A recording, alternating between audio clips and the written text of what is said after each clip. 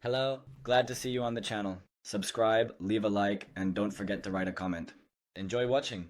You ever feel like you've spent your whole damn life standing in the corner of your own story, just out of frame, watching everybody else get the hugs, the toasts, the five-layer cakes, while you hold the camera and force a smile like it doesn't bother you? That's what this year felt like. Except this year, I didn't even get to hold the damn camera.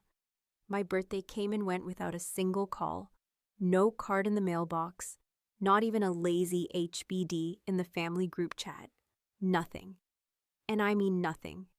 Just a digital silence so loud it made my stomach turn. But the cherry on top, the real kicker, as I sat there alone in my apartment in Seattle, my cup of cheap red wine still half full from the night before, the only notification I got was a new photo from the family chat. Dean, my younger brother, grinning like he won the damn lottery, holding up a giant frosted monstrosity of a cake with 5 freaking layers, each decorated with a different sports team logo. "Mom really outdid herself this year," the caption said, followed by an endless stream of hearts and thumbs up from cousins, aunts, and even my dad, who usually doesn't even bother responding to texts unless someone dies. And there I was, scrolling through this photo album of frosting and fake smiles, realizing they had just celebrated Dean's birthday a week early, so it wouldn't interfere with Mom and Dad's upcoming cruise. They had all been together, laughing, singing, hell, probably doing shots in the kitchen. Meanwhile, I sat there in a sweatshirt that still smelled faintly of microwave popcorn and self-pity, thinking, not one of them even remembered me. Now, don't get me wrong, I didn't cry. I didn't throw my phone across the room or write some dramatic goodbye forever message. I've grown past that kind of reaction. When you've been the invisible sibling for as long as I have, you develop a kind of callus. The first few years sting, those teen birthdays where you get a clearance rack scarf while your brother gets a new mountain bike. The college graduation you paid for yourself, while they funded his sabbatical in Europe. But eventually you stop being surprised. You stop expecting anything. You just go numb. Still, this year hit different. Not because they forgot. Hell, they forget every year. This one stung because I didn't. I didn't forget a single thing. I remembered the way I used to make excuses for them. They're busy, I'd say. Dean's the baby, what? Or Mom's just stressed. But 46 years old and I'm still waiting for my family to treat me like more than a utility? Like more than the person who picks up the holiday bill without complaint, who sends cards even when she doesn't get one in return? So I did what I've never done before. I logged into the investment account I hadn't touched since I sold my first tech startup 4 years ago. The one no one in my family ever really asked about because they assumed I was just working in computers somewhere. They never got it, and I never explained. I took a deep breath, clicked transfer funds, and did something just for me. No explanations, no warnings, no damn permission. 2 weeks later, I stepped off a plane in Lisbon, Portugal, with a single suitcase and a folder full of signed paperwork. The kind of folder with golden lettered logos and crisp white paper that feels expensive before you even open it. I had bought a luxury condo, sight unseen, except for the video tour I watched 6 times in a row on a lonely Saturday night. Floor-to-ceiling windows, ocean view, a balcony big enough to do cartwheels on if I ever felt like being whimsical, which I probably wouldn't. But it was nice to have the option. The first morning I woke up there, the sky was the kind of pastel blue that doesn't exist in Seattle outside of vacation brochures. I brewed fresh espresso, stepped out onto the balcony barefoot, and for the first time in a very long time, I didn't feel like I owed anybody an explanation for why I existed. That's when I took the photo. No face, no long captions, no hashtags, just the curve of the railing, the coffee cup resting on the ledge, and the Atlantic stretching out like a promise I didn't need anyone else to believe in. I posted it in the family group chat with 2 words, morning peace, and I waited. Nothing for the first few minutes. Then a ping, Mom. Looks expensive. A few dots. Then they disappeared. Another ping, Dean. Must be nice. A pause, then, good for you, I guess. No one asked where I was. No one said, Happy birthday. No one said, we missed you. I smiled to myself. Because for the first time in my life, I wasn't waiting for their approval. I had let the view do the talking. And by the way they responded, guarded, passive-aggressive, with that awkward silence that says more than words ever could. I knew I had hit a nerve. I knew they felt it. The shift. Maybe it was petty. Maybe it was immature. But it felt damn good. And I wasn't done, not even close. Because if a silent photo could stir that kind of response, imagine what the truth might do. The thing about silence is most people think it's empty, hollow, something to fill with noise and distraction. But in truth, silence is one of the most powerful weapons a person can wield. Especially when the people you're aiming it at have grown used to you explaining yourself, defending your choices, or softening your edges just to keep the peace that was never really yours to begin with. That morning, standing on the balcony of my new condo, with the Atlantic rolling out below me like a silver sheet of silence, I felt something I hadn't felt since I was maybe 16, free. Not the kind of freedom that comes from rebellion or recklessness, but the deeper, quieter kind. The kind that hums in your bones when you finally stop trying to be understood by people committed to misunderstanding you. It had only been a day since I posted the photo, the one with the ocean view and the coffee cup, and already the tone in the family chat had shifted from oblivious cheer to something colder, tenser, like they couldn't quite figure out what was going on, but they didn't like that I hadn't explained it. There was no caption beyond morning peace, no location tag, no smiling selfie for them to dissect. Just a view so stunning it looked ripped from a travel magazine, and apparently that was enough to spark suspicion. My mother's "looks expensive" had arrived within 10 minutes, the kind of comment she usually reserved for other people's weddings or handbags that weren't on sale. Then Dean jumped in with his ever so slightly condescending, "must be nice," which in our family was code for, "you're making us uncomfortable by enjoying something we can't control." I didn't reply. I didn't explain. And that silence, it unsettled them more than any rant ever could. By day 3, the messages shifted from veiled jabs to flat-out judgment. My dad, who hadn't sent me more than 4 consecutive words in years, suddenly popped in with, "Hope you're being wise with your money. These things never last." These things, like peace, like joy, like self-respect. Dean followed with, "You know Dad's blood pressure isn't great right now, and seeing you post like that, it's just not a good time." I stared at that message for a full minute, let it sink in, reread it twice. He was trying to pin their discomfort on my father's health, as though a photo of me minding my own business in a place I paid for with my own damn money could somehow cause a coronary. But the worst one came later that night, a private message from Dean that bypassed the group chat entirely. "You think this makes you better than us? You think a condo erases everything you did?" That stopped me cold. Everything I did? I sat there on the edge of the bed, the light from the street lamps outside striping the floor with gold. And I wondered if I'd missed something, if there had been a whole chapter in our family history where I had played some dark role I couldn't even remember. Because as far as I knew, the only thing I'd ever done wrong was stop showing up to be ignored. I didn't reply, not that night. Instead, I closed the chat window and opened a new one. A search for a local SIM card provider, a yoga studio, and the name of a Portuguese bakery the realtor had mentioned that made custard tarts so good they'd make you weep. I made a list. I made a plan. I decided right then that if my family wanted to rewrite my past, I'd write my future so clearly it would outshine their fiction. The next morning, I posted another photo, this time from the cafe terrace down the hill from my building, a plate of pastel de nata half-eaten, sunlight slicing through the leaves above me, casting delicate shadows across the table like lace. Again, no caption, no explanation. And once again, the chat responded like I had walked into a funeral wearing red. Mom texted, "Are you okay, sweetie? This seems impulsive." I could see it already.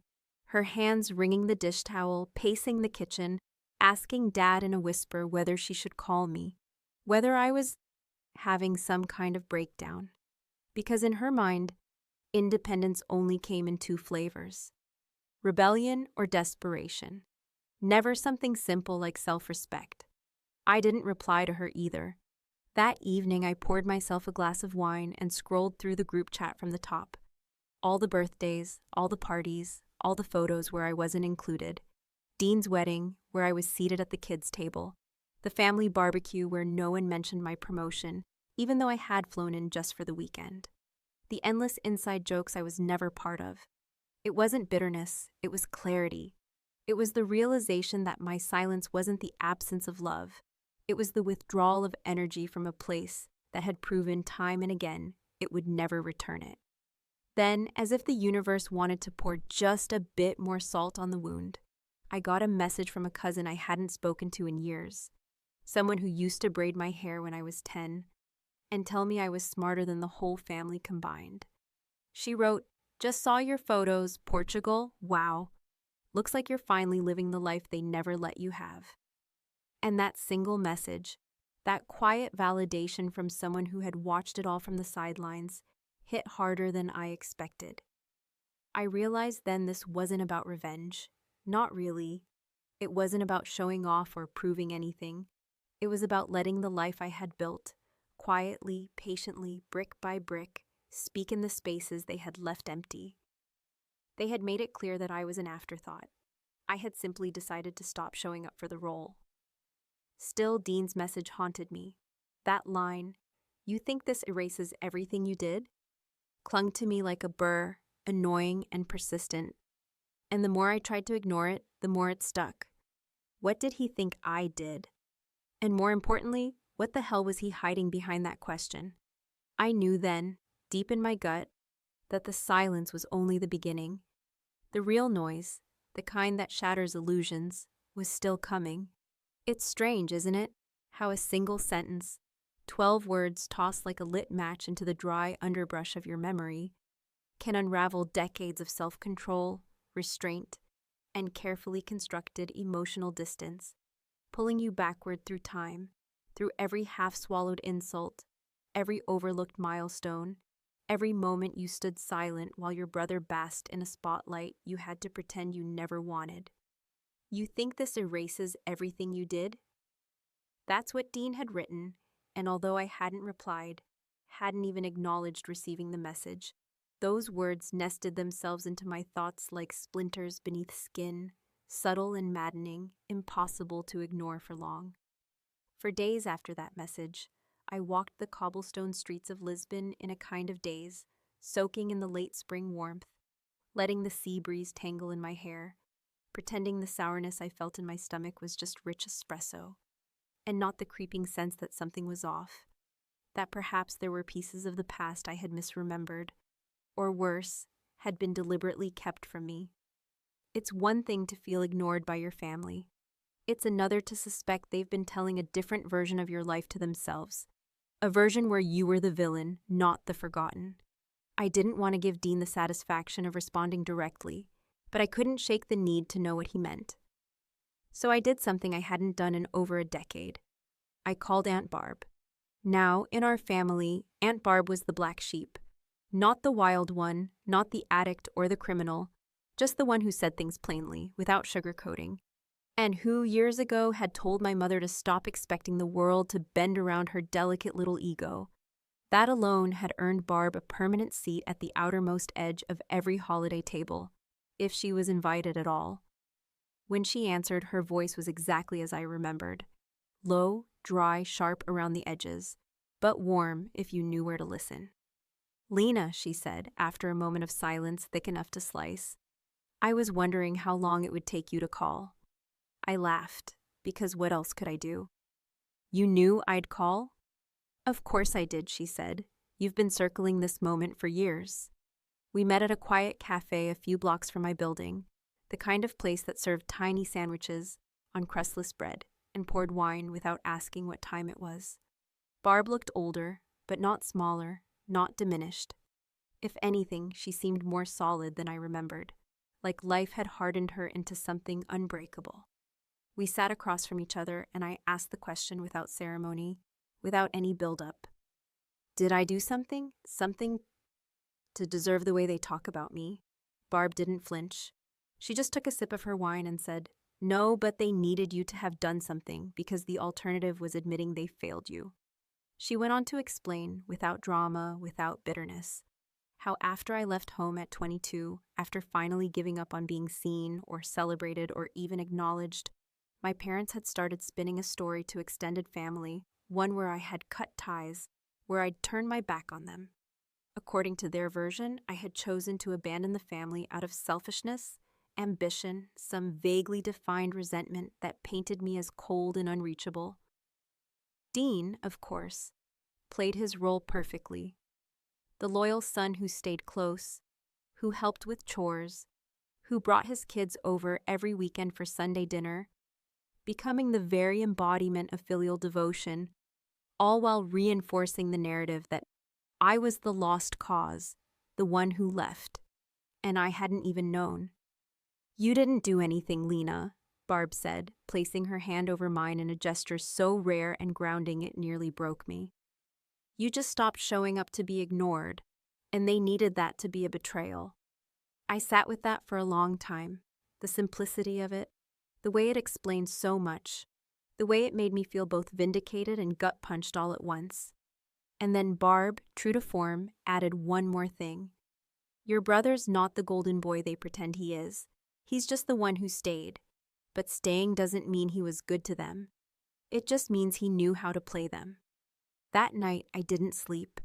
I lay in bed with the windows open, listening to the city's quiet rhythm, wondering how many people out there were carrying false histories, villainized not because of what they'd done, but because they stopped sacrificing themselves for people who only noticed their absence when it was inconvenient.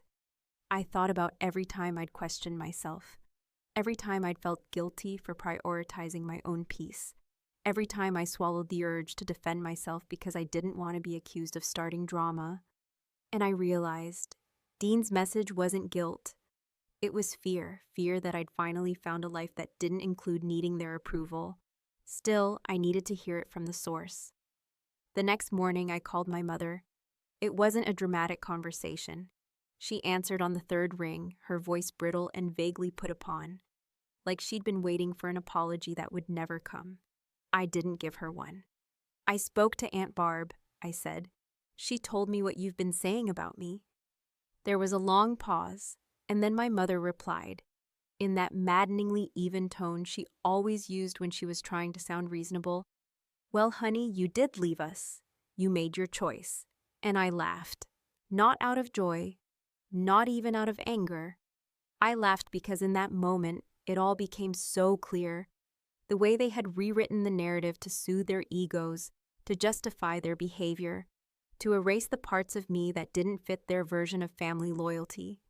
They had needed me to be the problem so they could stay the same.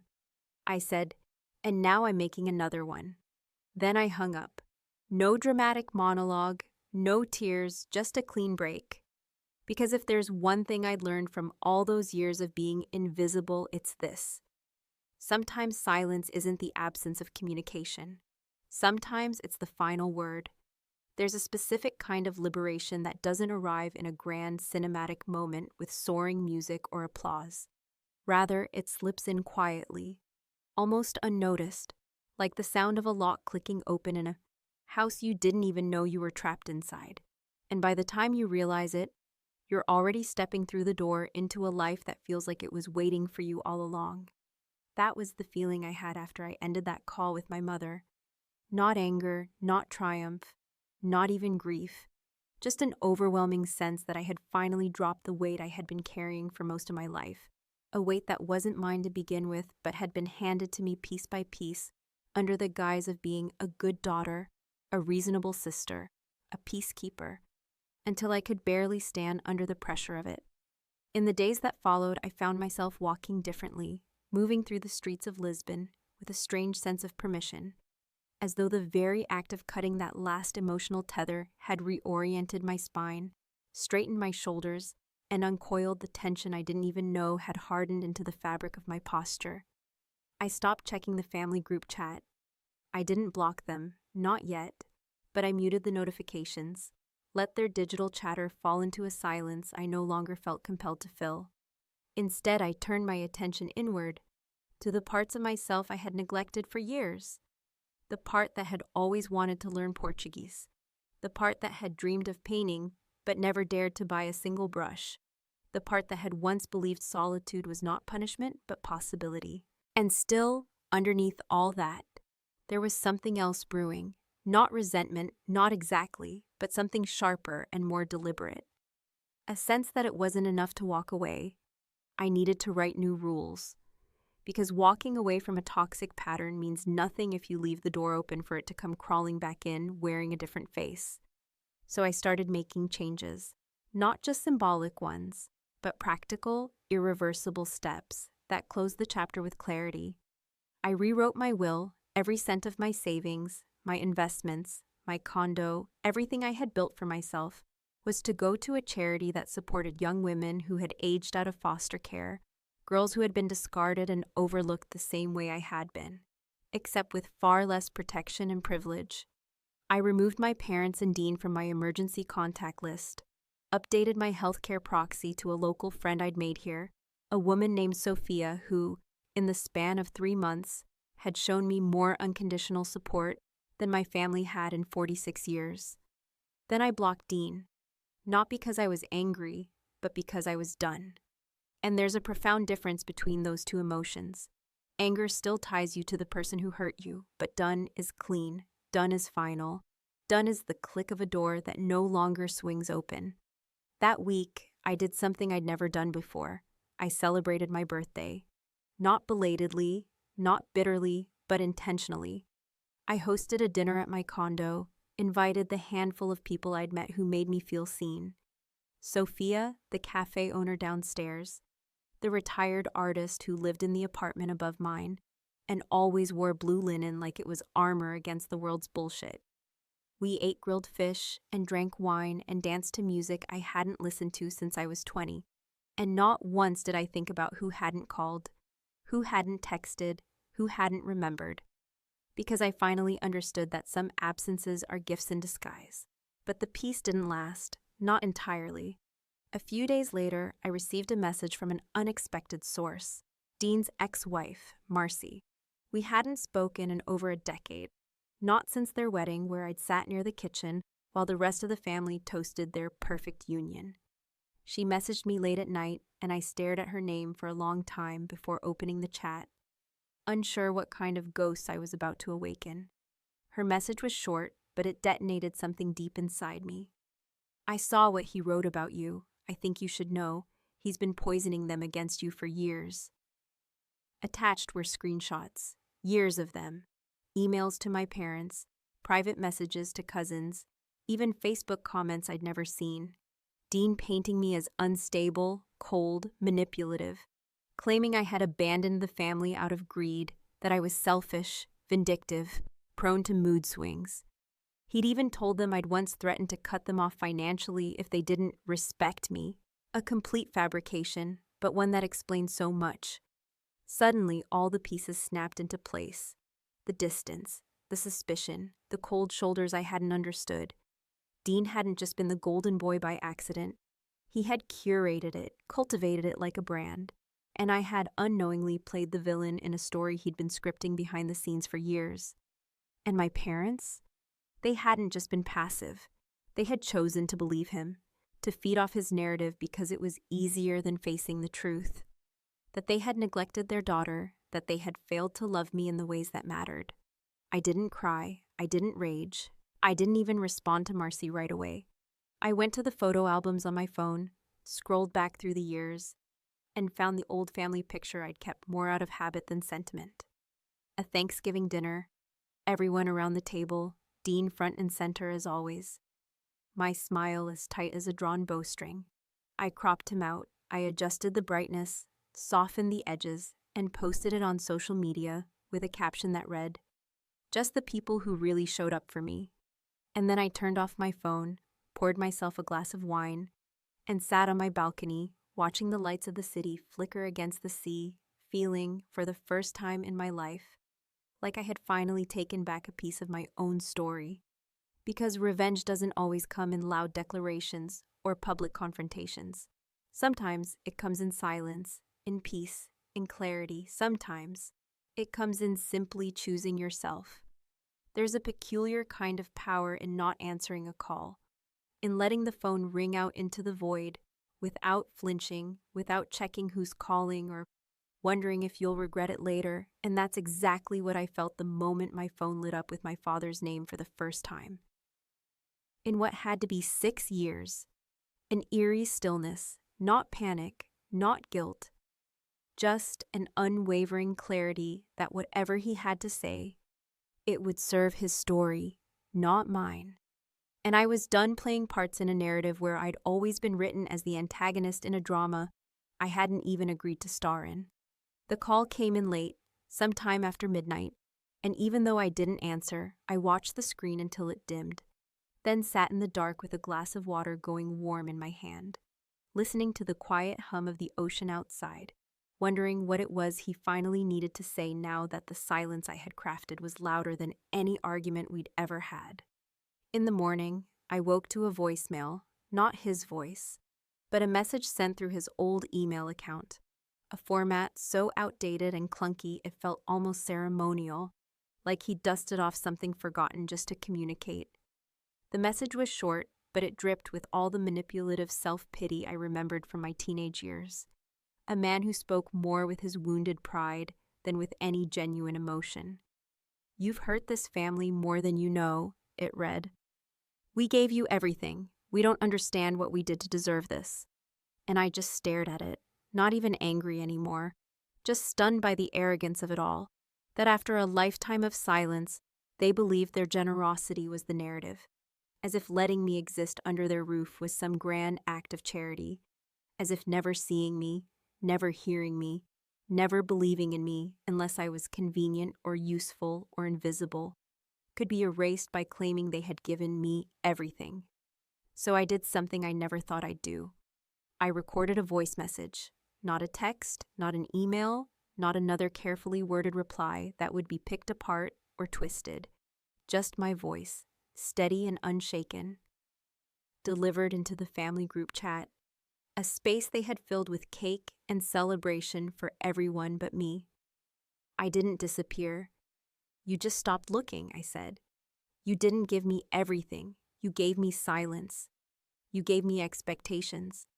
You gave me the burden of not making things harder for everyone else." And I did that. I carried that.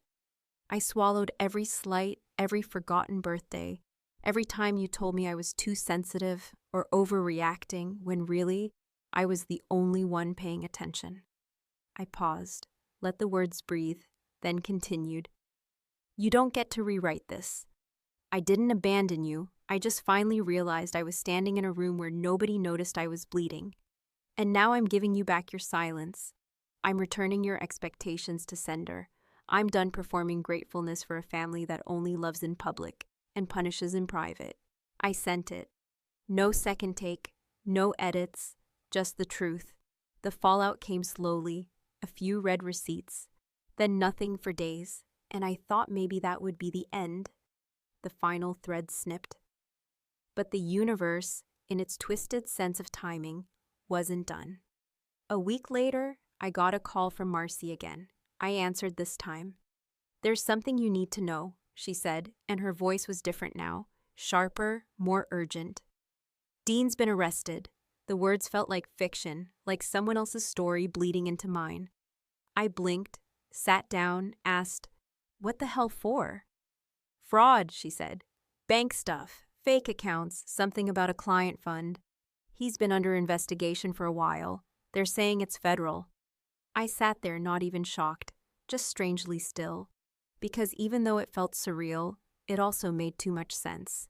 The expensive lifestyle, the shady explanations, the desperation in his messages, the obsession with image, it all came together like puzzle pieces I hadn't realized were scattered around me for years. "And your parents?" I asked. Marcy exhaled, low and tired. "They're crushed, but not the way you think. They're scrambling. They co-signed something years ago. There's talk of losing the house." The next day, the family chat came alive for the first time in weeks. Message after message, my father, my mother, even distant cousins I hadn't spoken to in years.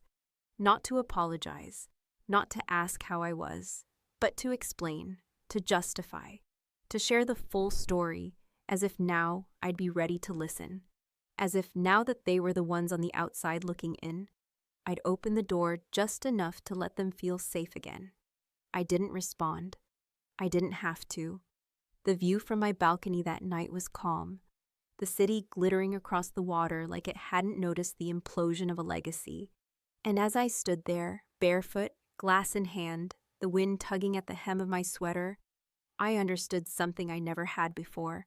Not all revenge is fire and fury. Sometimes it's just peace that no one else can take credit for. Sometimes it's knowing that the life you've built, quietly, painfully, purposefully, is too far away for their noise to reach.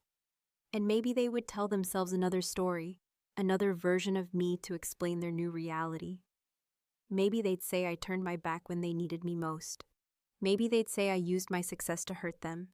Maybe they'd cling to the illusion that they were the victims in a drama of my making. But I wouldn't correct them. Not anymore. Because the truth doesn't need defending when it's finally being lived. And if silence was my final word, then peace would be my punctuation.